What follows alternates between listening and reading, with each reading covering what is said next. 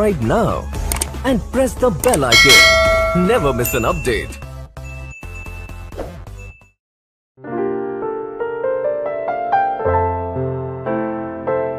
Hi, today I am making double chocolate cookies. For that, our first ingredient is butter.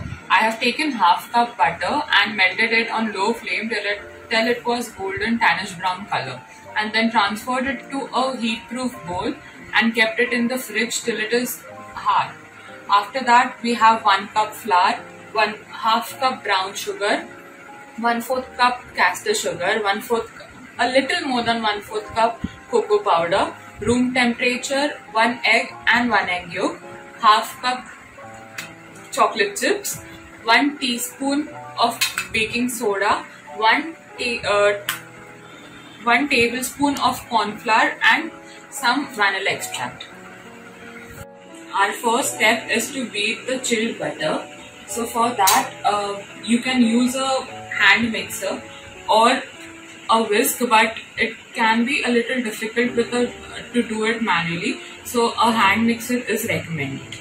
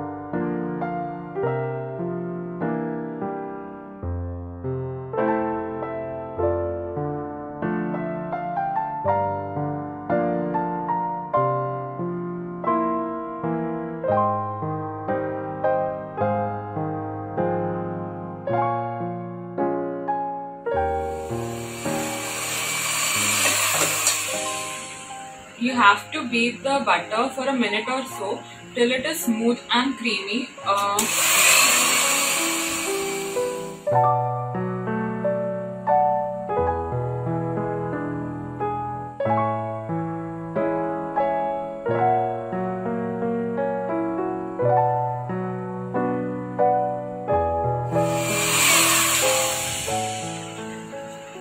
After the butter is beaten, the next step is to add the sugars. So the brown sugar and the caster sugar.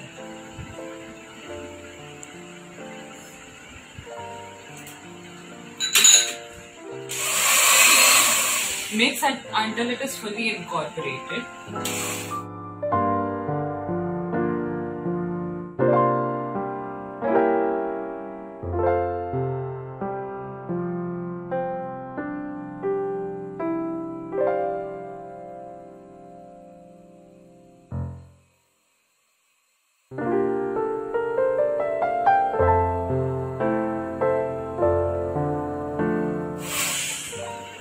You can scrape down the parts so that it's fully mixed and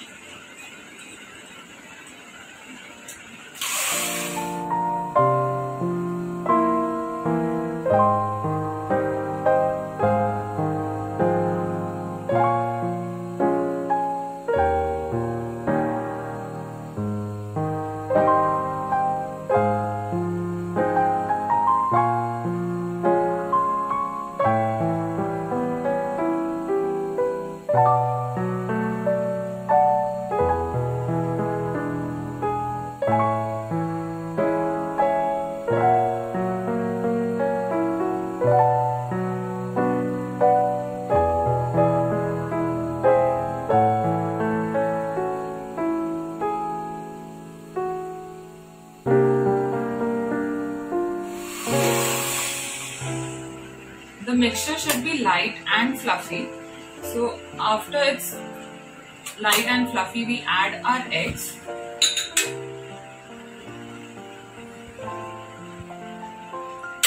And 1 teaspoon of vanilla extract.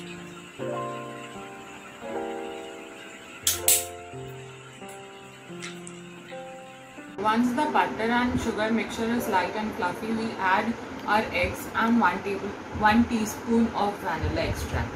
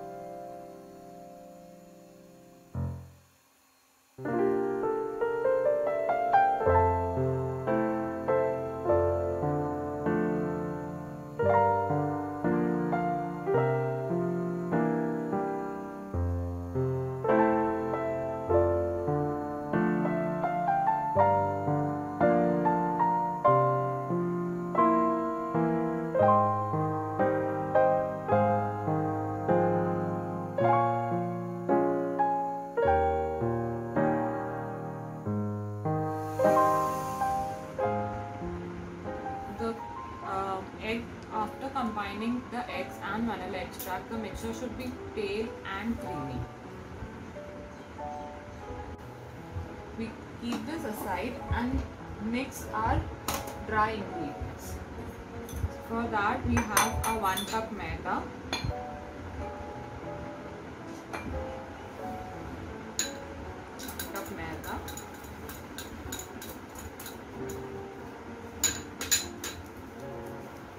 cocoa powder,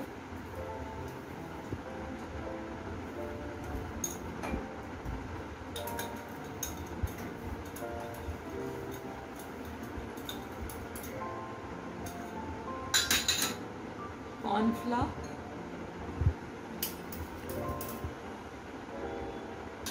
baking soda, and if you want you can add 1 teaspoon of coffee powder as well. It is optional, but coffee usually enhances the flavor of chocolate, so if you want you can add that. Here I am adding 1 teaspoon of coffee powder and mixing it lightly so that it doesn't form lumps when you mix it with the wet ingredients. Form lumps when we mix it with the wet ingredients. You have to see that the dry ingredients are fully incorporated before mixing it into the wet ingredients. Also, if you are using salted butter, so there is no need to add salt during this process. But if your butter is unsalted, so you can add a teaspoon or little less than that of salt in your dry ingredients. Again, salt as coffee enhances the taste of your chocolate.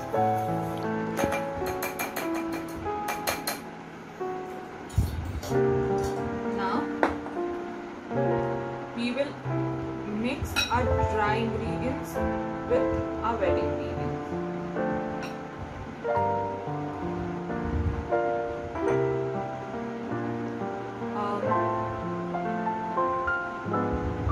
We should not over mix it so that there can be air in it.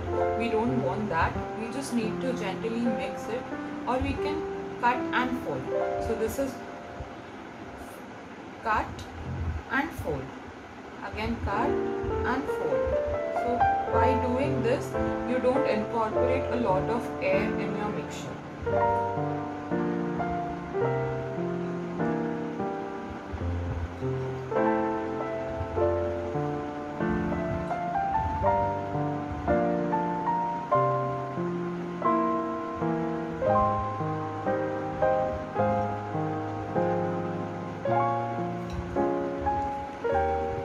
Once you see that it is a little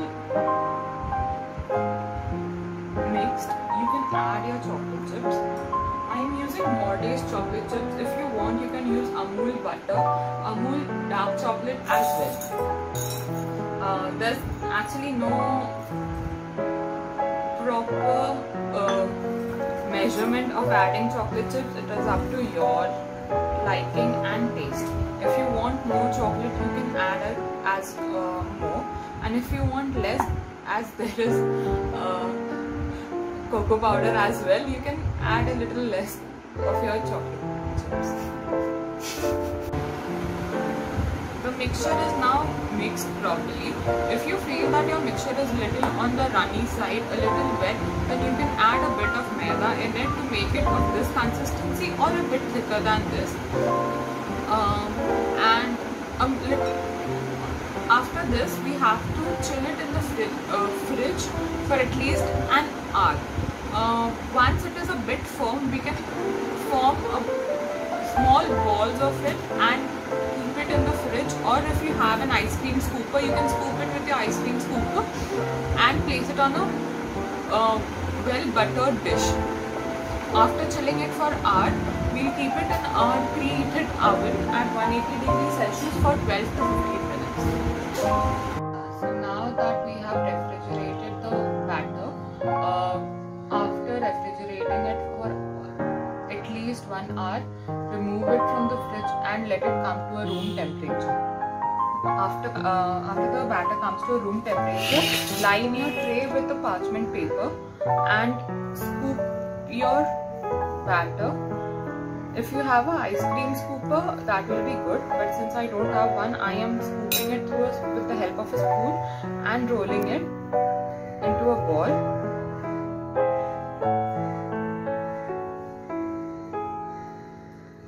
And then placing it on the paper. So you have to keep a gap between the chocolate balls so that when they spread, they don't stick to one another. Since I have a small OTG oven, I can only fit 2 cookies at a time. So after this, if you want, you can decorate it, top it with some more chocolate, and then keep the tray in a preheated oven at 180 degrees for 12 to 15 minutes.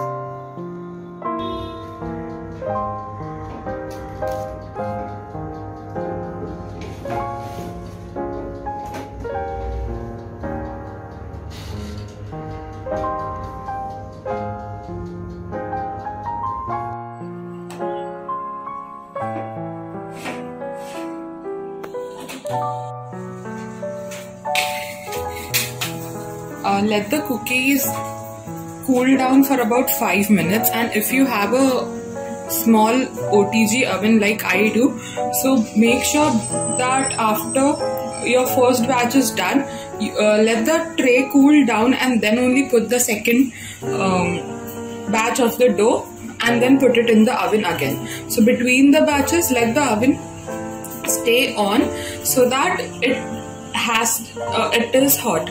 Don't let anything you bake go inside a cold oven. The oven should be hot all the time when while you're baking something. So after cooling it down for about 5 minutes, I will put it on the cooling rack, and then after it is completely cooled down, then I'll transfer it into an airtight box.